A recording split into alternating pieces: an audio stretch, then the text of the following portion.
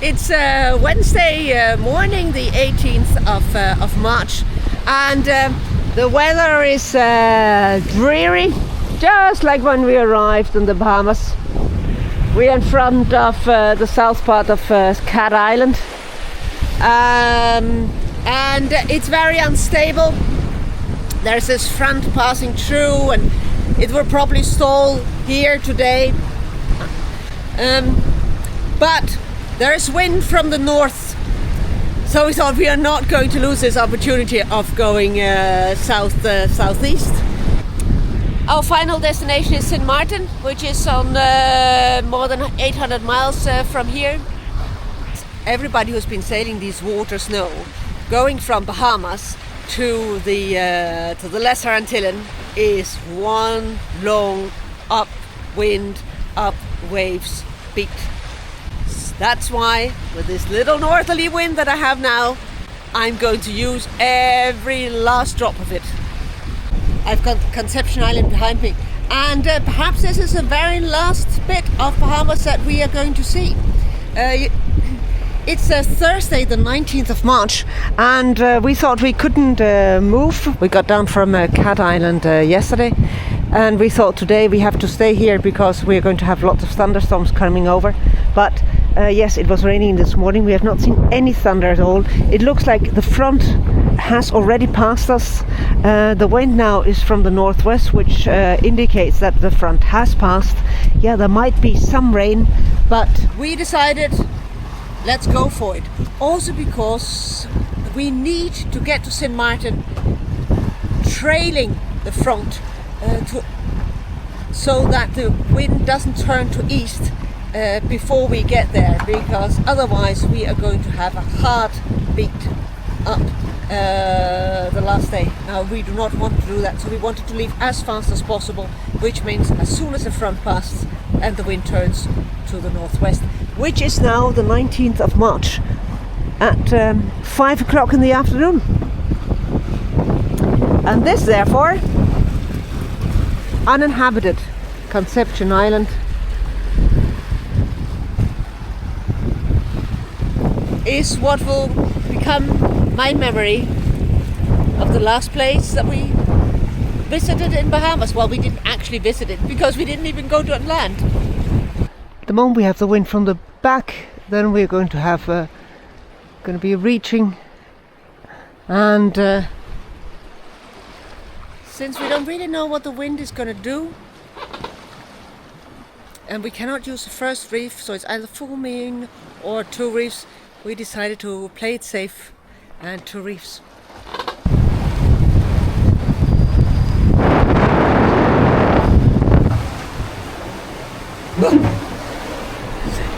It's 7 o'clock on Friday the 20th of March, and I've been sunrise, but it's overcast, you can't see any sunrise.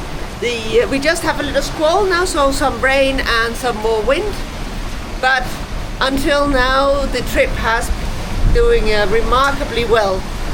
The majority of the night actually we were under engine because there was no wind at all, and for the rest it was 10 knots from a very comfortable direction. So the first 12 hours were very good, and my night watch started at 3. Fabio just came up now, so I'm going to go back to bed. It's Saturday morning, and we have had a little bit of everything. At the moment we are motoring because we've had very, very little wind from the northeast for the last 8 hours. It's 10 o'clock now, and I think I switched on the engine about 2 o'clock at night, which was more or less when my night watch started, and until then Fabio had been fighting with too much wind. I think it got up to 35 knots. So maximum speed of 18 and a half with 2 reefs and the jib. And that was exactly why we left so under canvassed. We were going through a frontal and a throw area, and then one never knows what comes. So we thought let's do it like this. But now Saturday morning, the sky cleared up. It's the first time I see the sun since we left on Thursday afternoon, and it's going to be even better. So we're taking up the full main, and we have a little bit northeasterly wind at the moment.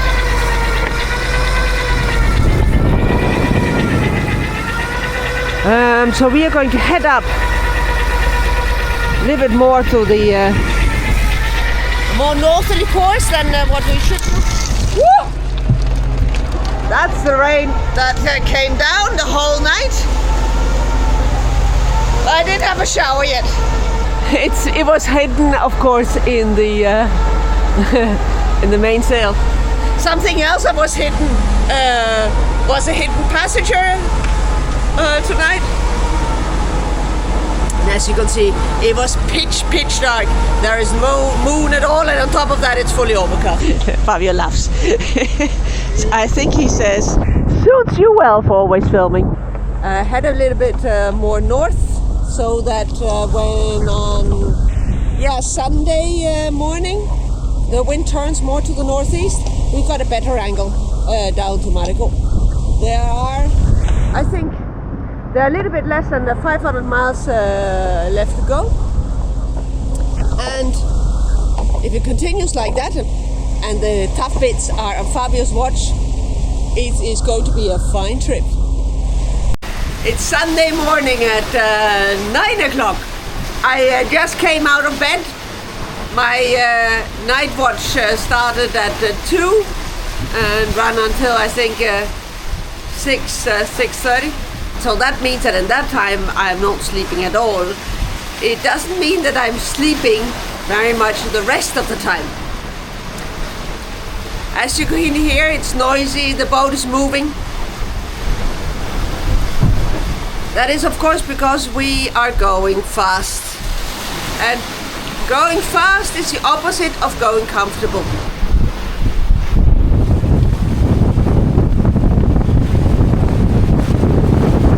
Is about 10 knots. Wind is about 20 knots, and the apparent wind angle is 60.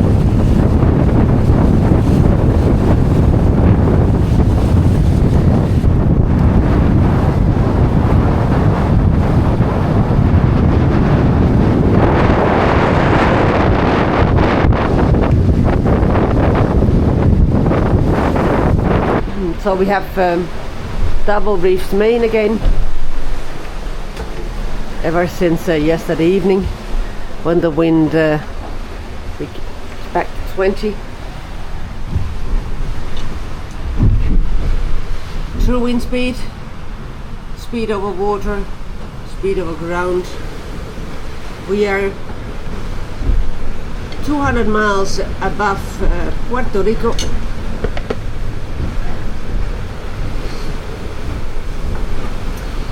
This is our destination, straight line of 137 degrees at 313 nautical miles, and we are going in the direction of 113 because the wind could well still turn to northeast, and we do not want to end up beating into this. Sunday night sunset. And we just checked. We left at Thursday 5 o'clock in the afternoon, and so my 24-hour runs start from 5 o'clock in the afternoon. And in this third 24 hours we did 200 miles. More than the other 24 hours. And there is 240 miles left, I think, so we will be arriving tomorrow evening. And today we saw nobody. The other days we saw at least a cruise ship, or a tanker, but today there's nothing. We are really in an area of the Atlantic where there is no shipping routes.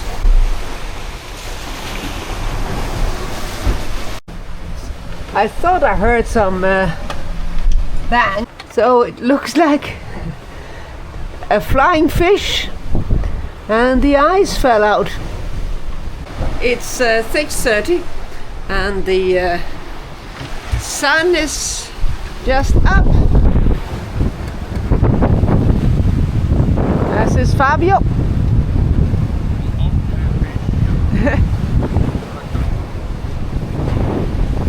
And it flies back. So 6:30 on a Monday morning. We've got a little bit more than 100 miles left.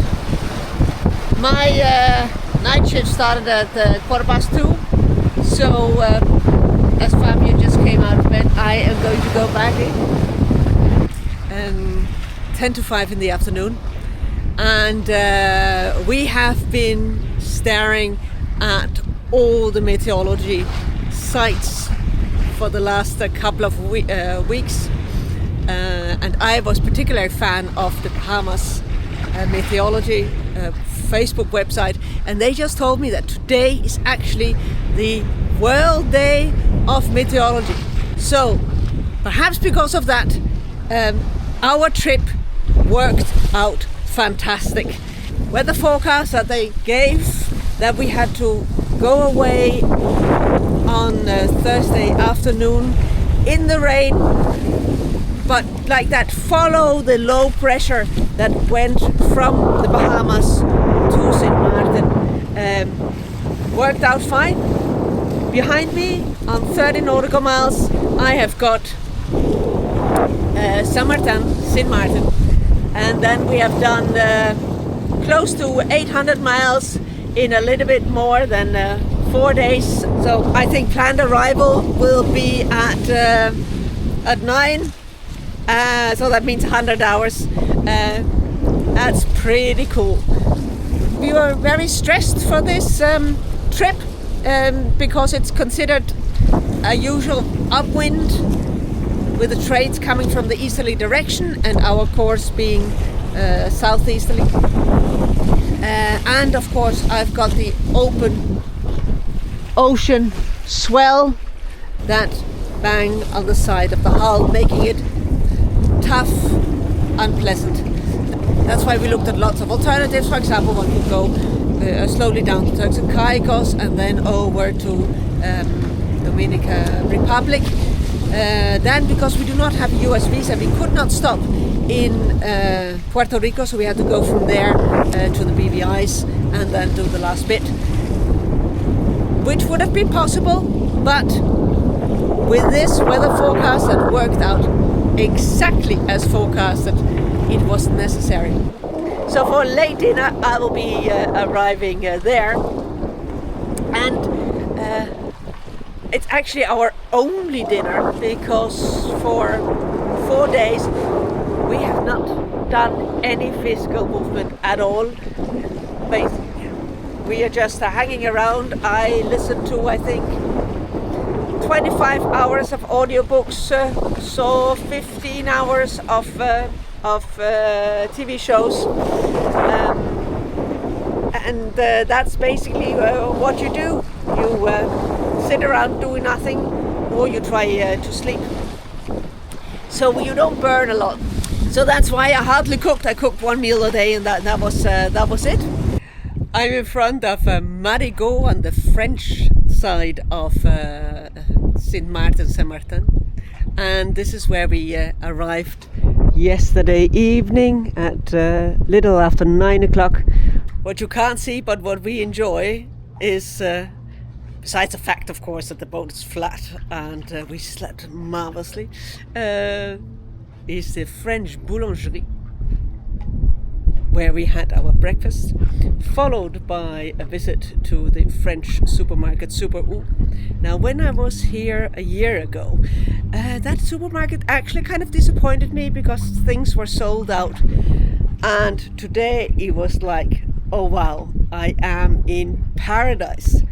That is what cruising Bahamas does to you. You just cannot believe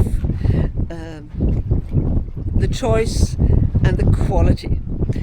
This is, of course, Europe, and then a nice culinary country of Europe, France.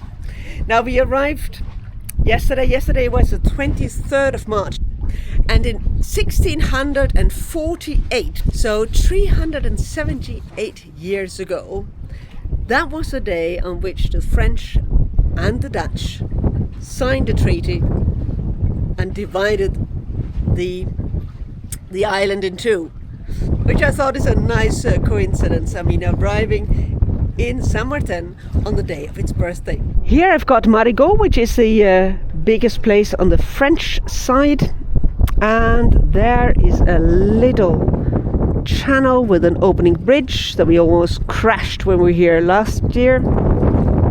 We have to go through that to get into the lagoon, and the lagoon is the border between the northern French side and the southern Dutch side. And we are here because we have repairs to do. Remember, we broke one dagger board when we were sailing from Belize to Cuba, and there is a guy here who's going to make the dagger board. Then we also have the dagger board case that leaks seawater on the inside. That means that unfortunately we have to pull the boat out of the water, put it on land, and then try to find out what's wrong there. And then the third thing that happened on this disastrous sail from Belize to Cuba, that is shown in the beginning of the vlog concerning Cuba, is that we ripped partially the mainsail. So we got a new mainsail ordered. So before these three things happen, I think we'll probably be here a month and a half. Well, if my life is as it was this morning, plus all the marvelous restaurants that I have around me, that's not going to be a very difficult time.